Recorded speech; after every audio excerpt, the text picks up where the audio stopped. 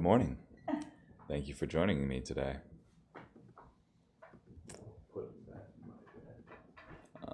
Today we're going to be in 1 Kings chapter 5, verse 1 through chapter 6, verse 38.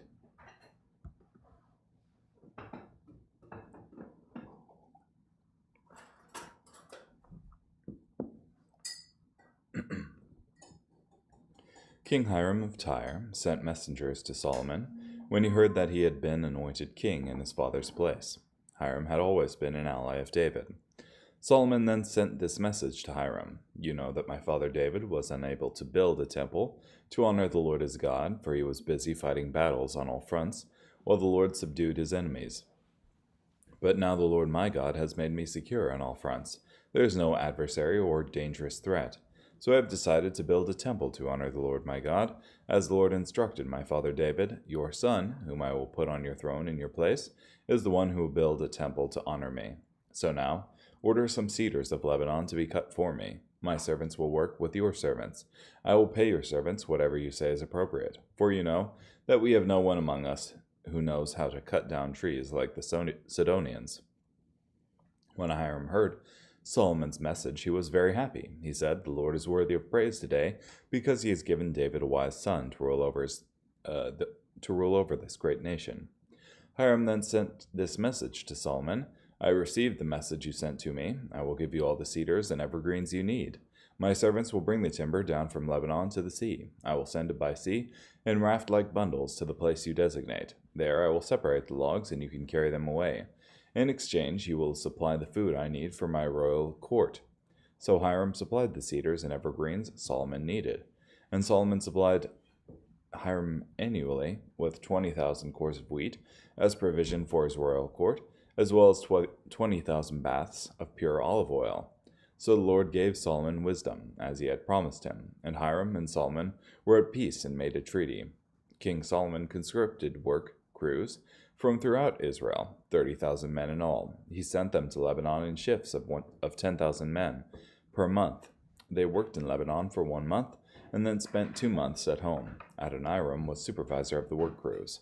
Solomon also had 70,000 common laborers and 80,000 stonecutters in the hills, beside 3,300 officials who supervised the workers. By royal order, they supplied large valuable stones in order to build the temple's foundation with chiseled stone. Solomon's and Hiram's construction workers, along with men from Byblos, did the chiseling and prepared the wood and stones for the building of the temple. In the 480th year after the Israelites left Egypt, in the 4th year of Solomon's reign over Israel, during the month of Ziv, the 2nd month, he began building the Lord's temple. The temple King Solomon built for the Lord was 90 feet long, 30 feet wide, and 45 feet high. The porch in front of the main hall of the temple was 30 feet long, corresponding to the width of the temple. It was 15 feet wide, extending out from the front of the temple. He made framed windows for the temple. He built an extension all around the walls of the temple's main hall and holy place, and constructed side rooms in it. The bottom floor of the extension was 7.5 feet wide, the middle floor 9 feet wide, and the third floor 10.5 feet wide. He made ledges on the temple's outer walls, so the beams would not have to be inserted into the walls.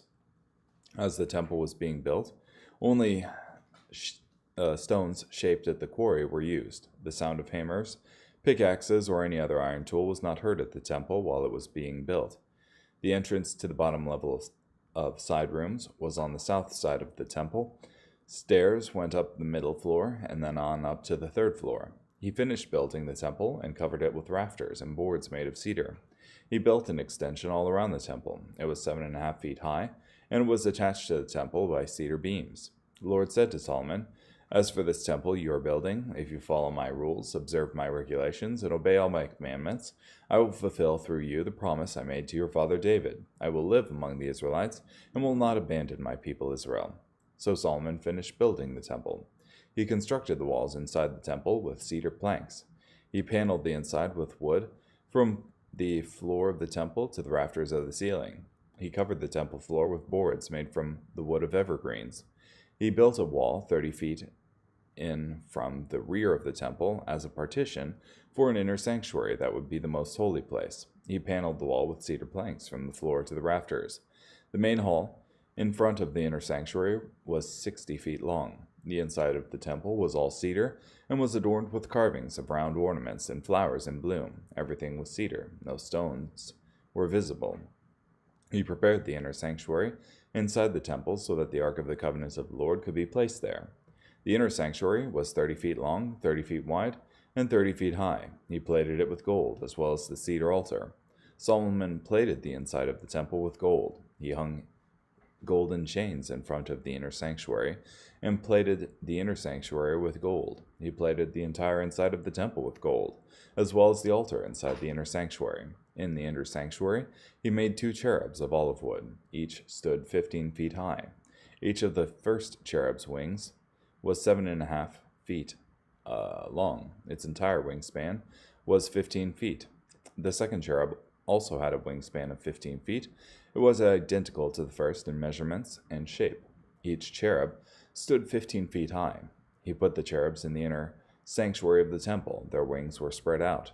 One of the first cherub's wings touched one wall, and one of the other cherub's wings touched the opposite wall. The first cherub's other wing touched the second cherub's other wing in the middle of the room. He plated the cherubs with gold. On all the walls around the temple, inside and out, he carved cherubs, palm trees, and flowers in bloom. He plated the floor of the temple with gold, inside and out.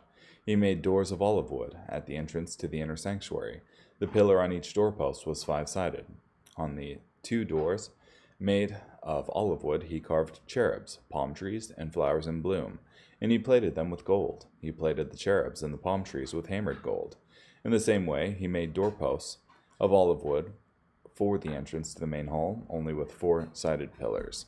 He also made 2 doors out of wood from evergreens. Each door had 2 folding leaves. He carved cherubs, palm trees, and flowers in bloom, and plated them with gold, leveled out over the carvings. He built the inner courtyard with 3 rows of chiseled stones and a row of cedar beams. In the month Ziv of the 4th year of Solomon's reign, the foundation was laid for the Lord's temple. In the 11th year, in the month Bul, the 8th month, the temple was completed in accordance with all its specifications and blueprints. It took 7 years to build.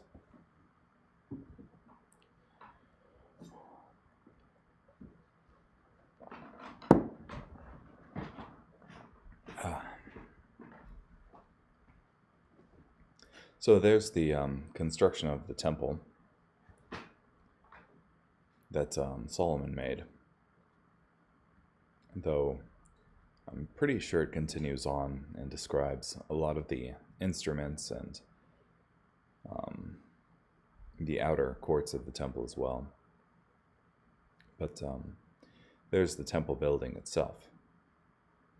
And also Solomon's alliance with King Hiram of Tyre, where he enlists Hiram's help to get the wood for the temple.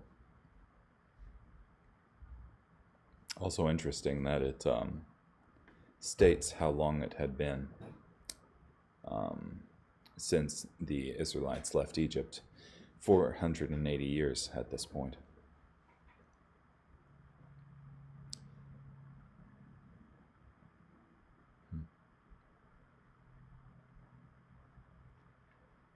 Pretty big workforce as well. Anyway, carrying on, Acts chapter 7, verses 1 through 29. Then the high priest said, in regard to Stephen, "Are these things true?" So he replied, "Brothers and fathers, listen to me. The God of glory appeared to our forefather Abraham when he was in Mesopotamia, before he settled in Haran, and said to him, 'Go out from your country and from your relatives, and come to the land I will show you.' Then he went out from the country of the Chaldeans and settled in Haran. After his father died, God made him move to this country where you now live. He did not give any of it to him for an inheritance, not even a foot of ground. Yet God promised to give it to him as his possession, and to his descendants after him, even though Abraham as yet had no child. But God spoke as follows: 'Your descendants will be foreigners in a foreign country, whose citizens will enslave them and mistreat them for 400 years. but I will punish the nation they serve as slaves. So said God, and after these things they will come out of there and worship me in this place. Then God gave Abraham the covenant of circumcision, and so he became the father of Isaac, and circumcised him when he was 8 days old. And Isaac became the father of Jacob, and Jacob of the 12 patriarchs. The patriarchs, because they were jealous of Joseph, sold him into Egypt, but God was with him, and rescued him from all his troubles, and granted him favor and wisdom in the presence of Pharaoh, king of Egypt, who made him ruler over Egypt and over all his household. Then a famine occurred throughout Egypt and Canaan, causing great suffering, and our ancestors could not find food. So when Jacob heard that there was grain in Egypt, he sent our ancestors there for the first time. On this second visit, Joseph made himself known to his brothers again, and Joseph's family became known to Pharaoh. So Joseph sent a message and invited his father Jacob and all his relatives to come, 75 people in all. So Jacob went down to Egypt and died there, along with our ancestors, and their bones were later moved to Shechem and placed in the tomb that Abraham had bought for a certain sum of money from the sons of Hamor in Shechem. But as the time drew near for God to fulfill the promise he had declared to Abraham, the people increased greatly in number in Egypt, until another king, who did not know about Joseph, ruled over Egypt. This was the one who exploited our people and was cruel to our ancestors, forcing them to abandon their infants so they would die. At that time Moses was born, and he was beautiful to God. For 3 months he was brought up in his father's house, and when he had been abandoned, Pharaoh's daughter adopted him and brought him up as her own son. So Moses was trained in all the wisdom of the Egyptians, and was powerful in his words and deeds. But when he was about 40 years old, it entered his mind to visit his fellow countrymen, the Israelites. When he saw one of them being hurt unfairly, Moses came to his defense, and avenged the person who was mistreated by striking down the Egyptian. He thought his own people would understand that God was delivering them through him, but they did not understand. The next day Moses saw 2 men fighting, and tried to make peace between them, saying, "Men, you are brothers, why are you hurting one another?" But the man who was unfairly hurting his neighbor pushed Moses aside, saying, "Who made you ruler and judge over us? You don't want to kill me the way you killed the Egyptian yesterday, do you?" When the man said this, Moses fled, and became a foreigner in the land of Midian, where he became the father of 2 sons.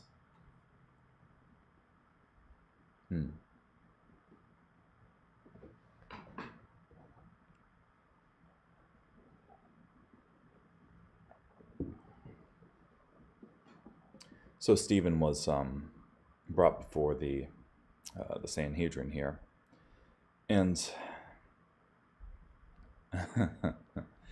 people are making up stuff about him and accusing him, and he goes into Israel's history here.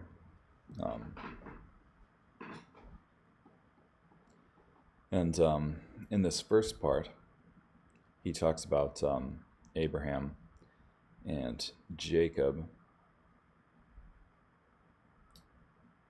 Yeah. Abraham, Jacob, and Moses.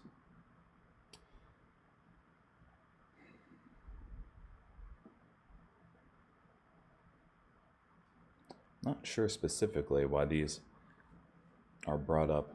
Well, maybe it's because throughout the Old Testament, the way God acts towards its people is brought up continually as a sign of God's faithfulness and concern for his people Israel.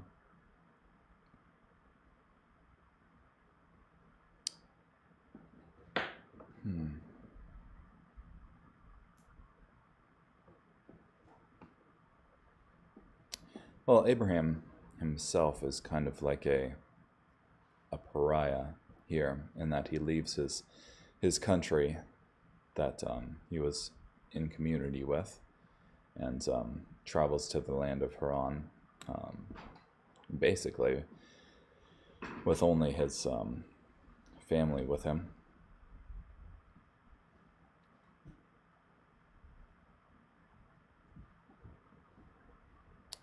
And in that same way, you have Jesus coming and being rejected by men. Not super sure. It's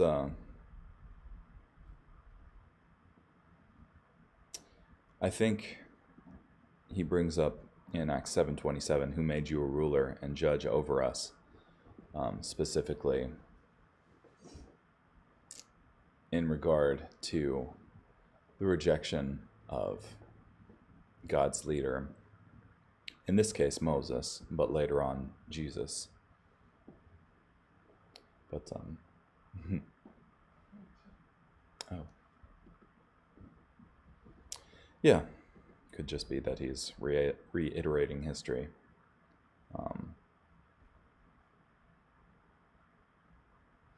Yeah, because he hasn't come to his main point just yet. Anyhow, Psalm 127, verses 1 through 5. The whole chapter. If the Lord does not build a house, then those who build it work in vain. If the Lord does not guard a city, then the watchman stands guard in vain.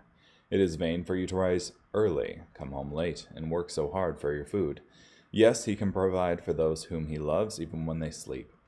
Yes, sons are a gift from the Lord. The fruit of the womb is a reward. Sons born during one's youth are like arrows in a warrior's hand. How blessed is the man who fills his quiver with them. They will not be put to shame when they confront enemies at the city gate.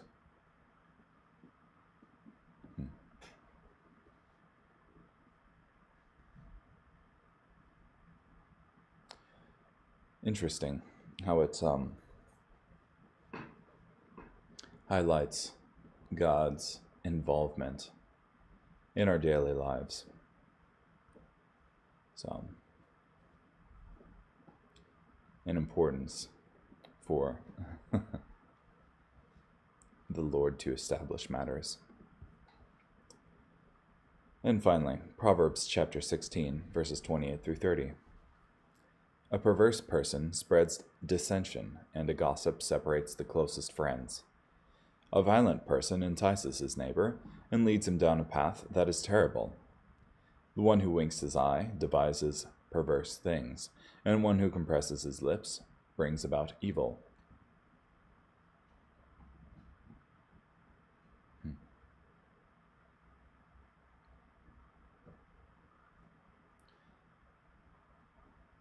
Interesting. Just these evil characters are sowing discord and chaos within friend groups. Okay, well, thank you for joining me today. Hope you have a good day. Bye.